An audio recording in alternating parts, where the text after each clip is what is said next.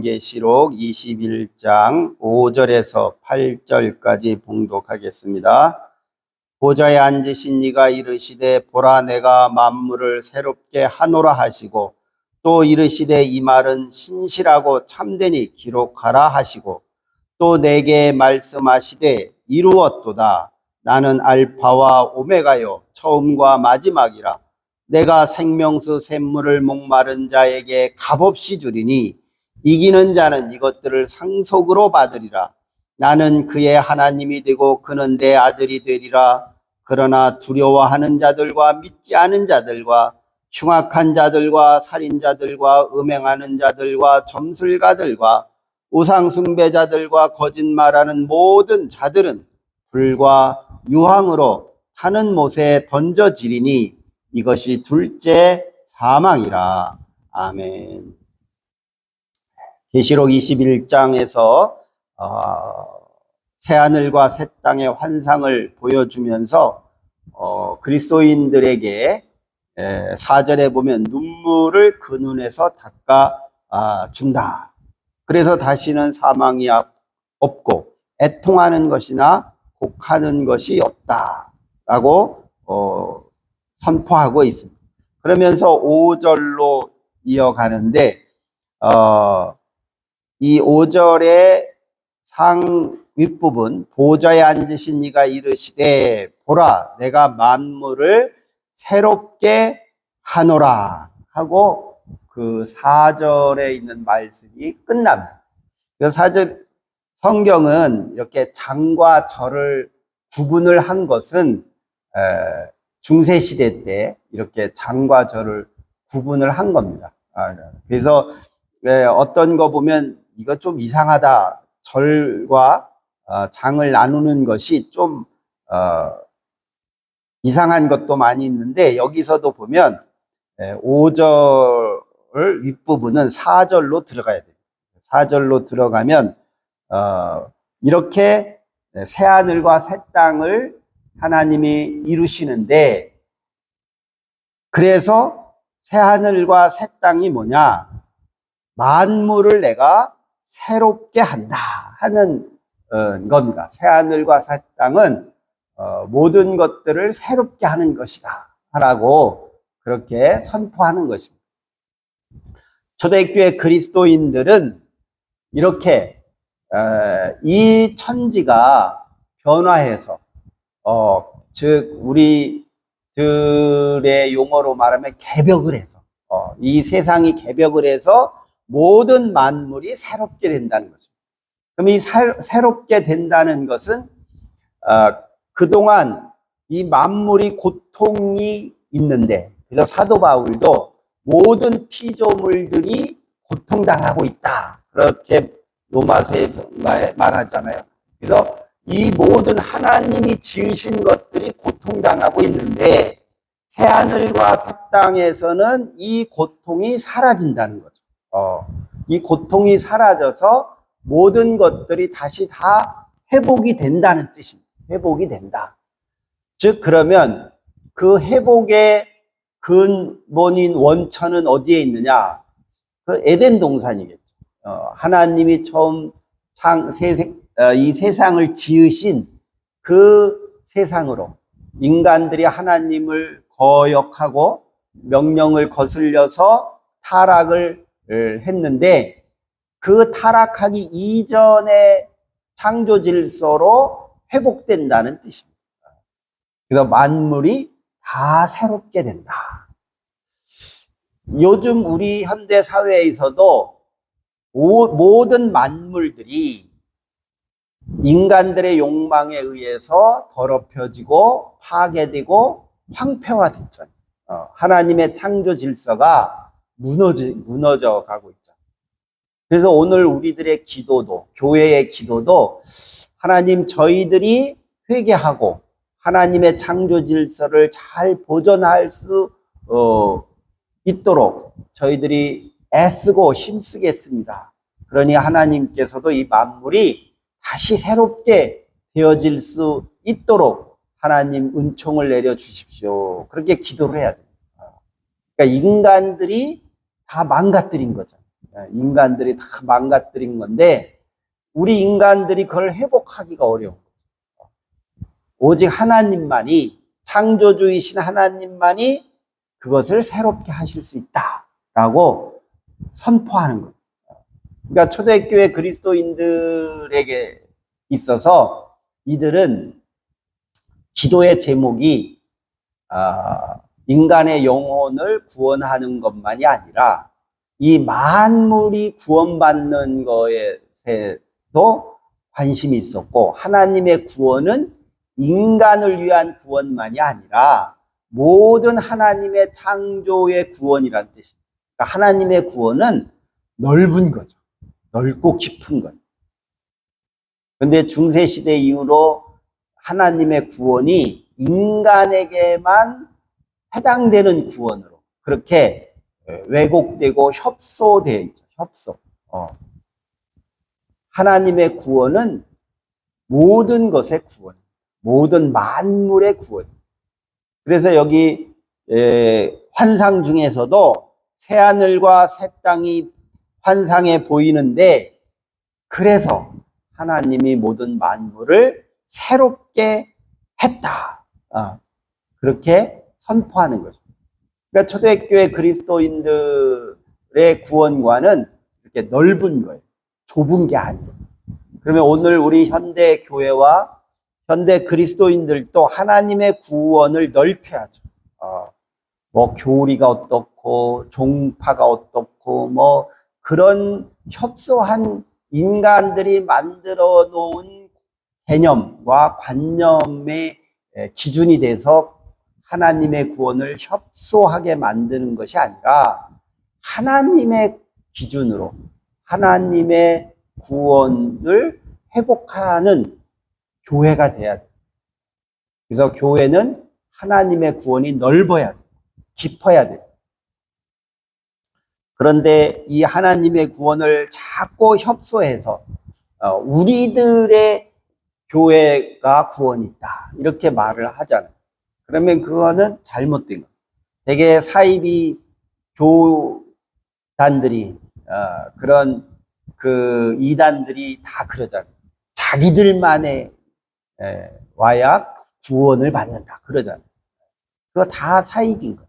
자기들만 구원받는다는 건 다 사이비예요. 하나님의 구원은 넓은, 깊은 거죠. 그래서 너희들은 이것을 새롭게 하는 하나님의 이 모습을, 이것을 너희가 기록하라. 기록하라. 예, 기록한다고 하는 것은 이 당시에 기록한다는 것은 참 어려운 거였어요. 왜냐하면 종이도 없잖아요. 종이. 양피지에다가 양의 가죽이나 갈대 잎으로 쪄서 만든 종이. 그러니까 참 보잘것없는 종이죠. 그런데다가 그 자연 잉크, 인공으로 화공약품으로 만든 잉크가 아니라 자연에서 채취한 먹물 잉크를 가지고 써야 되죠. 그래서 돈 많고 부자들이 아니면 기록할 수가 없어요. 책이 없어요. 그러니까 이 요한계시록을 환상을 보고 이 계시록을 쓴 이 그룹 한 사람이 썼다기 보기는 좀 어렵죠. 여러 사람이 썼을 텐데 이 집단, 요한계시록을 쓴 이 교회 집단들은 중에는 아마 돈이 많은 부자가 있었던 것 같아요. 그러니까 양피지 가죽을 돈 주고 사서 또 잉크를 사서 먹물을 사서 그것들을 하나하나 이 환상의 내용을 기록하고 또 구약 성경을 또 다 인용을 하잖아요.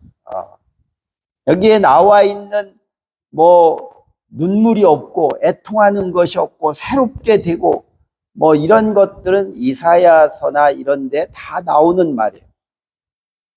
그러니까 구약 성경에 있는 이 성경의 그 양피지도 누군가가 가지고 있었다. 그러니까 그 사람은 부자인 거죠. 돈이 많이 있어야 이 구약의 사본, 양피지를 구할 수 있어요. 그래서 이 사람이 그거를 기억하고 쓰지 않고 그 구약의 양피지를 보면서 계시록을 썼어요.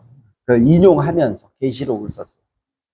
그런 걸 보면 이 당시에 글을 기록한다는 건 아주 어려운 거예요. 힘든 거예요.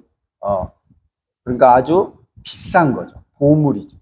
책 한 권이 있으면 그 집의 보물인 거예요. 그 정도로 비쌌어요. 그래서 그것을 기록을 하면 사라지지 않잖아요. 그리고 교회는, 이 당시 교회는 성경이 없으니까. 성경이 없잖아요. 이 당시는. 그냥 이렇게 뭐 바울 서신이 이렇게 조금씩 돌아다니고 있고, 또 구약 성경도 일부 돌아다니고 있고, 그걸 보고 인용을 하고, 어떤 교회는 돈이 없으니까 그런 것도 구하지 못하고 그런 상황이거든요. 그래서 이것들을 자꾸 기록할 필요성이 있는 거예요. 교회에 설교를 하고 같이 그거를 읽어주는 선생님이 있는 거죠. 그 당시는 목사가 없으니까 선생님이라고 그랬어요. 그 선생님들이 그 교인들한테 읽어줘야 되니까 책이 필요한 거예요. 이런 복음서가 필요한 거예요. 그래서 우리가 가지고 있는 이 복음서는 처음 쓰여진 서신은 하나도 없죠. 다 복사한 거예요. 베낀 거. 사람들이 여기저기서 베낀 거. 그러니까 어떤 거는 어느 거는 베꼈고 어느 부분은 빼먹고 또 요약하고 뭐 그래서 이게 도대체 진보는 뭐지? 그걸 알 수가 없어요. 다 사라져 버렸으니까 알 수가 없죠.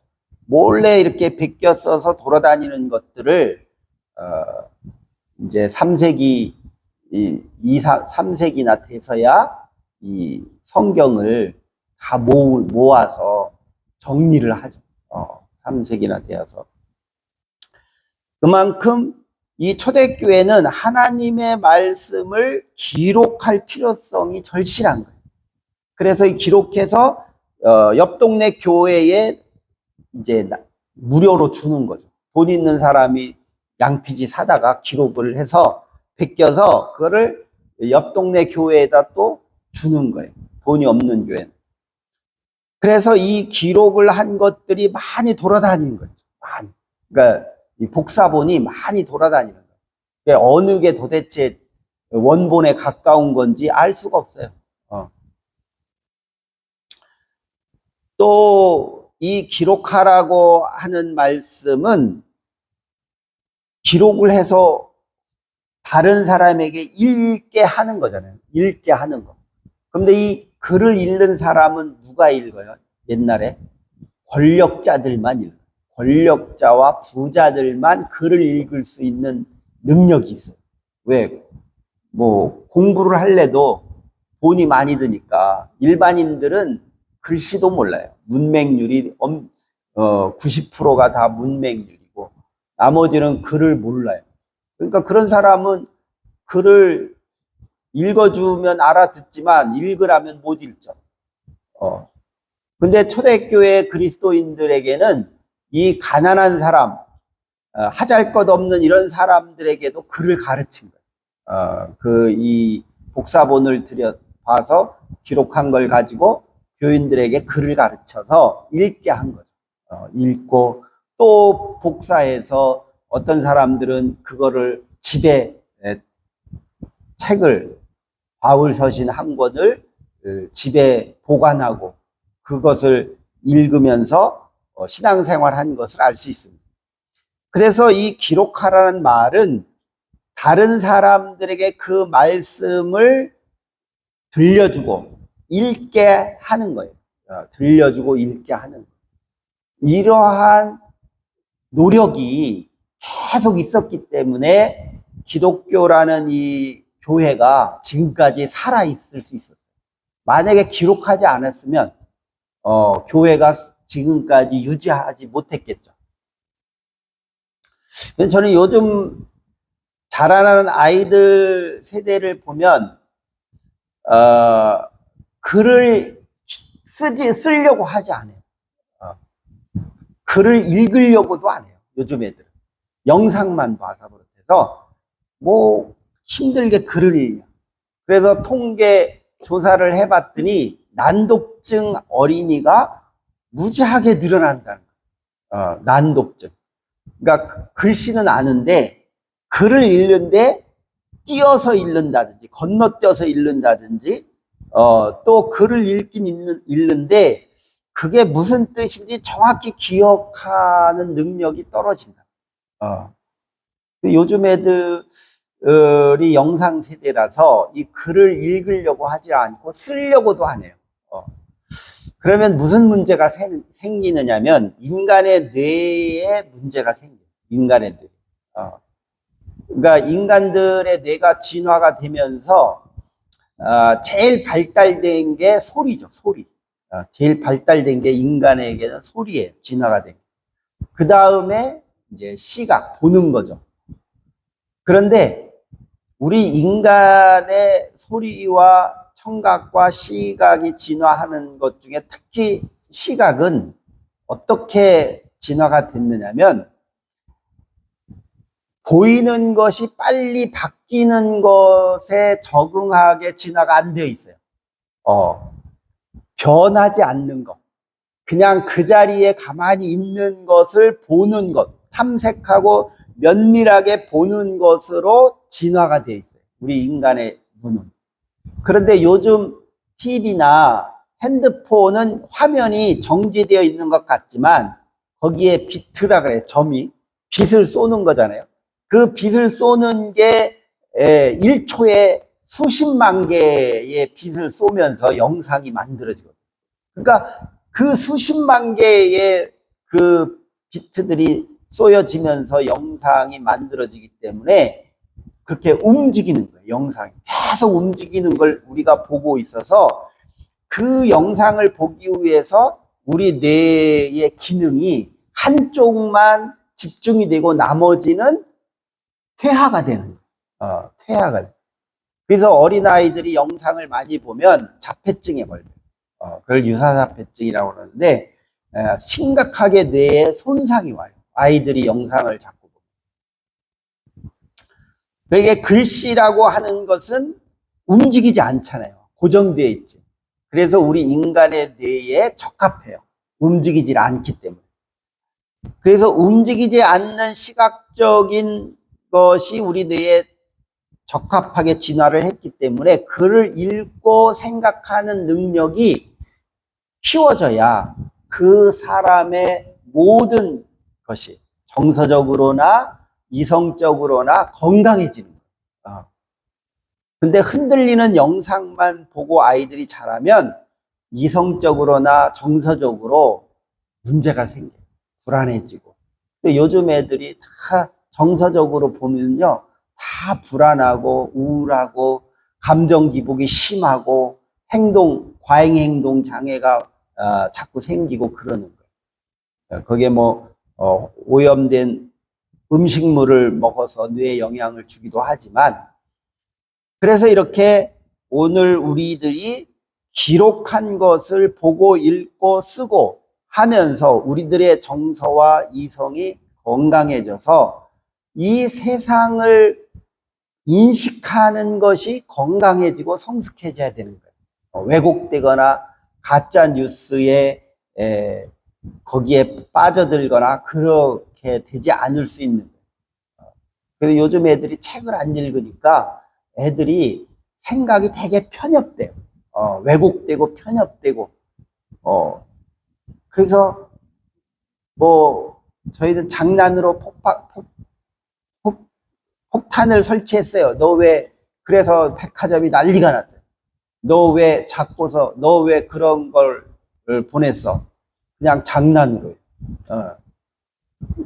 그러니까 그 양심의 가책이나 내가 이렇게 말하고 행동하는 것에 의해서 다른 사람이 피해 입고 고통당하는 것을 즐기는 거예요. 그래서 자기의 능력을 그런 데서 인정받으려고 하는 거예요. 나쁜 방법으로. 그러니까 좋은 방법으로 인정을 받아야 되는데 그런 능력이 안 되는 아이들은 나쁜 방법으로 자기 존재감을 드러내요.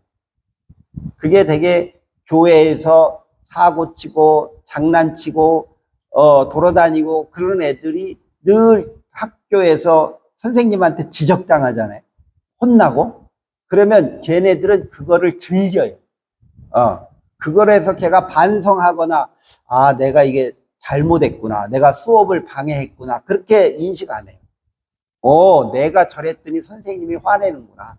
그러니까 자기가 선생님을 조종한다고 생각하는 거예요. 내가 이렇게 했더니 애들이 난리를 치고 막 애들이 화를 내는구나. 자기가 애들을 좌지우지 한다고 인식하는 거예요. 근데 그 사회에서도 그런 거예요. 사회에서도 그런 사람들이 자꾸 늘어나니까 우리 사회가 되게 건강해지지 못하는 거예요. 그래서 자기 존재감을 이렇게 건강하지 못하고 악하게 드러내는 거예요. 심리학에서 그거를 자아심리학에서는 이제 대상관계 이론에서 보면 자아가 형성할 때 우리들이 아이들이 영향을 받을 때 군미와 뱀, 좋은 나와 나쁜 나의 경험을 하면서 군미와 뱀미가 균형을 잡힐 때 그 아이의 자아가 건강하게 성숙해지는데 너무 군미가 치우치거나 뱀미에 치우치면 어느 한쪽에 쏠리면서 자라는 아이들은 정서적으로 건강해질 수가 없다는 거예요. 그래서 너무 착한 아이 콤플렉스라는 말이죠. 너무 애가 착한 아이로 성장하는 것도 그게 비정상인 거예요. 그런 애들은 사회 적응 능력이 떨어지죠. 그래서 좋은 경험과 나쁜 경험을 다 해야 되는 인간은. 근데 요즘 부모들은 자기 자식들한테 좋은 경험만 해주려고 해요. 고생 안 시키고 나쁜 경험을 하면 안 된다고 생각해요. 근데 그거는 잘못된 거예요. 사람은 좋은 경험도 해야 되고 나쁜 경험도 해야 돼요. 싸우기도 하고 욕도 해야 돼요. 그래야 그 아이 자아가 건강해집니다. 그래서 그래야만이 이 사회에 대해서 잘못된 거에 대해서 저항할 수 있는 용기가 생기는 거예요. 군미와 뱀미가 균형을 잡혀야. 그래서 이 기록하라고 하는 이 말 속에는 초대교회 그리스도인들이 이성적으로나 정신적으로 건강하려는 욕망이 강하다 하는 걸 알 수가 있습니다. 6절에 보면 또 환상 중에 그 주께서 말씀하시기를 내가 다 이루었다. 말씀하시되 이루었도다. 나는 알파와 오메가다. 처음과 마지막이다. 하는 선포가 나옵니다. 예수님께서 십자가에서 돌아가실 때 7가지의 말씀을 하시고 돌아가셨다고 성경에 이제 나오잖아요. 7가지 말씀 중에 요한복음에 보면 다 이루었다는 말이 나와요. 그러니까 하나님의 구원을 다 이루었구나. 선포하는 거죠. 그러니까 초대교회도 하나님의 구원이 절반의 성공, 절반의 실패다라고 인식하지 않은 거죠. 근데 일반인들은 예수의 구원은 실패했다. 그래서 그 강도 갈보리산 언덕에서 십자가에서 못 박혀 죽는 그 장면의 성경의 기록에 보면 한 강도는 예수님의 말씀에 순종하고 아멘하고 따르죠. 나를 낙원에서 나를 기억해 달라고 요청하죠. 근데 한 강도는 예수의 말씀을 부정하죠. 그래서 오늘날 우리 인간들은 오늘날까지 옛날부터 오늘날까지 인간들은 이러한 하나님의 구원에 대해서 실패했다고 인식하는 사람들과 하나님의 구원은 다 이루어진 거라고 인식하고 고백하는 사람들로 되어 있는 거예요. 오늘 우리 그리스도인들은 하나님의 구원은 다 이루어진 거예요. 내가 하나님의 구원을 이룰 수가 없는, 인간이 이룰 수 없는, 하나님만이 구원을 이룰 수 있는 거예요. 초대교회는 그렇게 신앙 고백을 하는 거예요. 오늘날 우리 현대 인간들은 과학이 발달하면서 우리들의 구원, 인간의 구원은 과학이 할 수 있다. 인간이 할 수 있다라고 믿는 거죠. 그것도 하나의 신앙이 돼버린 거예요. 우리 현대인들에게. 그러니까 신이 필요 없죠.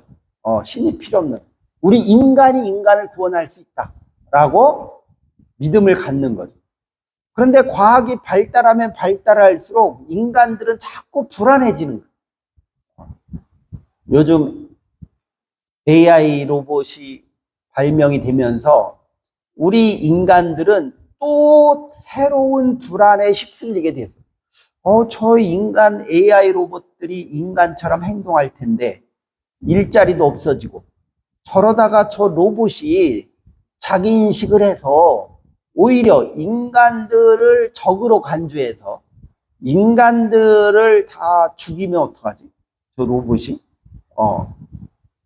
야, 그거 제어 장치 만들 때 인간은 죽이지 마 하는 코드를 입력하면 되지 않을까? 하고 실험을 해봤는데 안 되더라는 거예요. 이 AI 로봇이 자의식을 갖기 시작합니다. 그래서 인간이 만들어놓은 조작한 프로그램을 이 AI가 이 프로그램은 나한테 안 좋은 건데? 그러면 그 프로그램을 변형시키는 능력이 생긴다.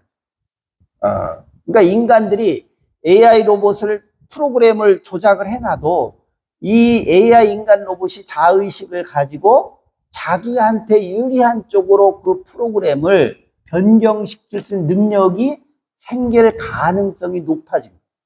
아직은 그런 단계는 못 이뤘지만 그럴 가능성이 있는 거예요. 그러니까 이러다가 로봇 만들어 놓고 그러다가 또 인간들이 또 AI한테 지배당하는 거 아니야.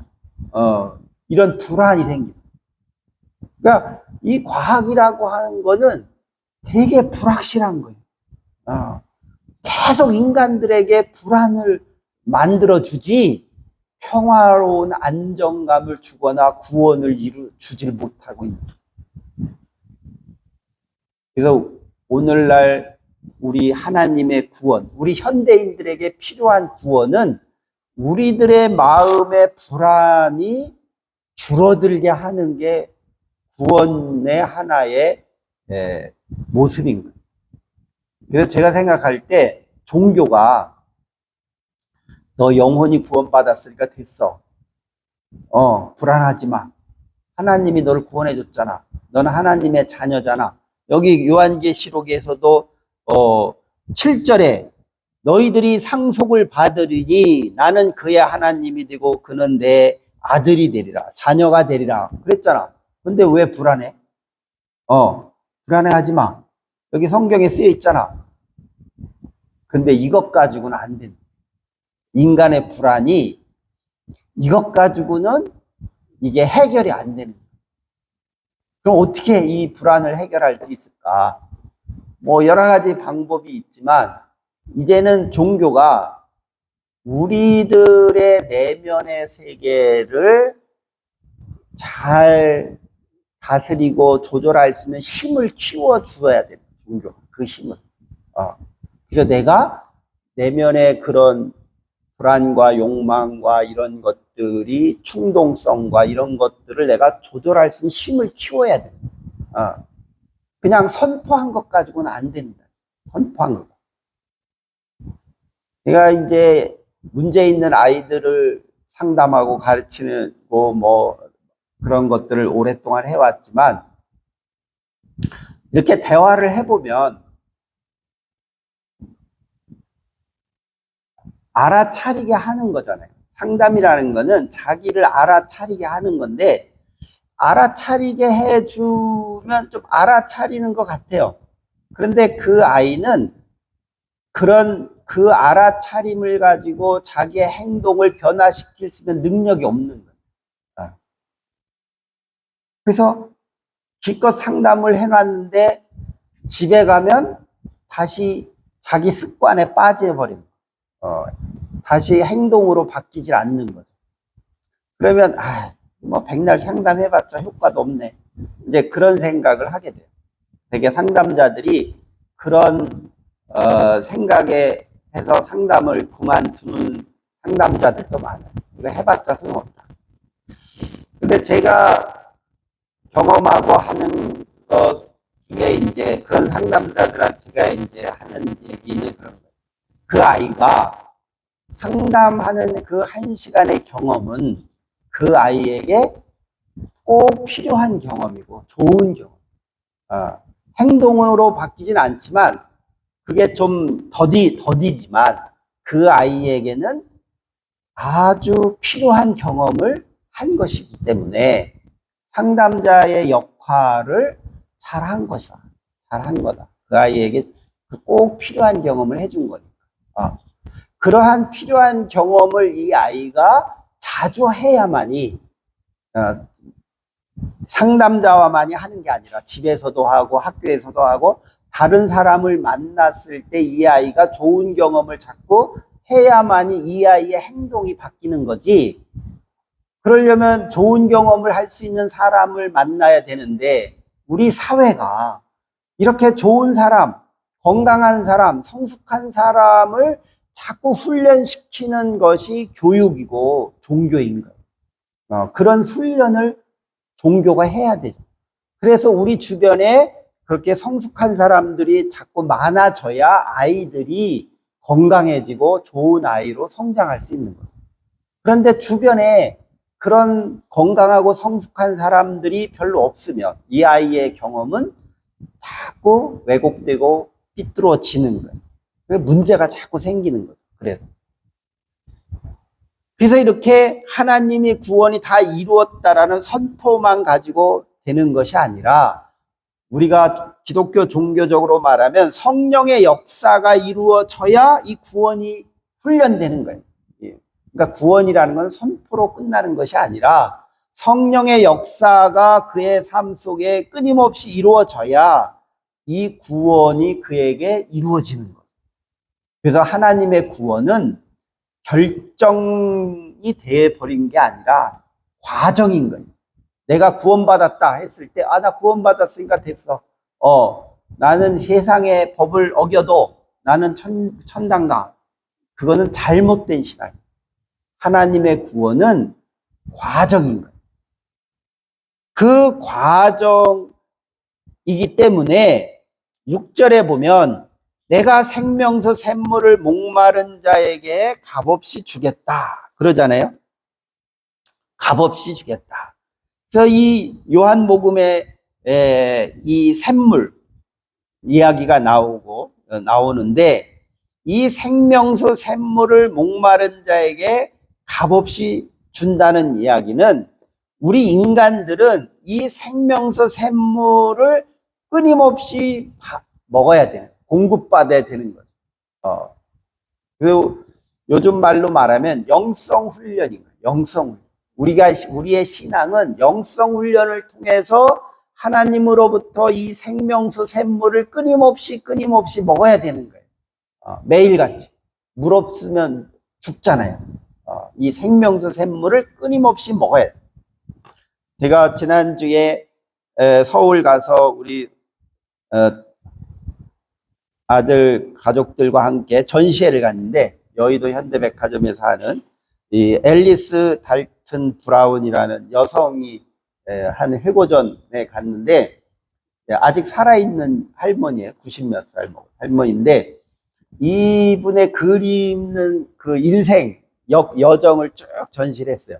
근데 처음에는 초등학교 교사를 하면서 결혼해서 애들 셋인가 넷을 낳는데 이 집만 그려. 계속 집만 그렸어. 그래서 왜 이렇게 집만 그리냐니까 자기가 쓴 그 글에 보면 이 집이라고 하는 거는 우리 가족만이 아니라 우리들의 생명이 늘 거기서 태어나고 성장하는 곳이 집이라고 하는 거예요. 집이라는 것은 아주 상징적이다. 우리들이 태어나고 자라고 하는 곳이 집이라서 이 집을 계속 그래요. 근데 그 집에 햇빛이 들어오는 장면을 늘 그래요. 햇빛이 들어오는 창가에 햇빛이 이렇게 들어오는. 그러니까 이 빛이라고 하는 것은 밝게 해주잖아요. 어두움. 또 빛이 있어야 건강해지잖아요. 집에 빛이 안 들어오면 거기에 살면 다 죽죠. 집에 항상 창이 있어서 빛이 들어와야 거기에 사는 사람들이 건강해지잖아요. 그래서 늘 이 빛이 들어오는 집을 그려요. 그래서 이 화가에게는 늘 이 생명이 어떻게 건강하게 자랄 수 있는가, 성장할 수 있는가에 대해서 늘 관심이 있는 거예요. 이 빛을 그려요. 그 다음에 그리는 빛을 보면 이 창문을 그려요. 그 창문의 밖에 바다, 강물이나 바다가 있는 장면을 계속 그려요. 말년에. 왜 이제 자기에게 이 창문과 바다나 강물은 상징적인 것인데, 이 사람이 그리기 전에 직글이다, 그 다음에 추상화를 그려요. 계속 좀 시각적으로 이해가 안 되는 여러 가지 상징적인 추상화를 계속 그리다가, 추상화에 대해서 좀, 나는 능력이 안 되는구나. 그런 걸 알고, 뭔가 상징적인 것 중에 하나가 집에 있는 창문을 아이디어를 얻어요. 근데 창문 밖에 사물도 그리다가 그 다음부터는 강이나 바다를 그려요. 그리고 그 창문의 커튼은 늘 바람에 흔들려요. 왜 이 사람이 창문 밖에 물을 그릴까? 이 바다는 모든 생명의 원천이죠. 바다가 있어야 구름이 생기고 비가 오잖아요. 바다에 물이 없으면 모든 지구의 생명이 다 죽잖아요. 그러니까 모든 생명의 원천은 바다인 거예요. 그러니까 창문으로 바라본 그 물은 생명의 원천이죠. 생수인 거예요. 그래서 이 사람은 자기 내 내면 속의 창문을 통해서 내 내면에 있는 저 생명의 원천의 저 바다의 강물을 볼 수 있어야 된다. 그리고 그 생명의 원천의 물을 바라보면서 그거를 내 의식의 세계로 끌어올려서 내가 늘 살아있어야 되는 거예요. 그렇게 내가 늘 살아있으려면 내 내면의 창문을 통해서 내 내면의 강물을 뿜어 올려야죠. 내 마음에 있는 생수를 끌어올려서 내 의식이 맑아지고 내 의식이 건강하게 살아나야 된다는 거예요. 그것이 오늘 이 본문의 말씀 6절에 내가 생명수 샘물을 목마른 자에게 값없이 주겠다. 그 생수의 강물을, 이 생명수를 먹는 자들은 누구냐? 하나님의 자녀라. 하나님의 자녀는 자기 내면에 있는 늘 이 하나님이 주신 생명수 샘물이 내 내면에 잠겨 있는데 그거를 바라보고 그거를 끌어올려서 내 의식이 늘 살아있어야 돼. 건강하게 살아있어야 돼. 그것이 바로 영적인 훈련인 거죠. 그런 신앙의 모습을 우리 교회와 저와 여러분들이 함께 가시기를 주의 이름으로 축원합니다. 기도하겠습니다. 사랑과 은혜가 충만하신 아버지 하나님 감사합니다. 저희들이 이 복잡하고 타락하고 너무나도 거짓된 세상에 살면서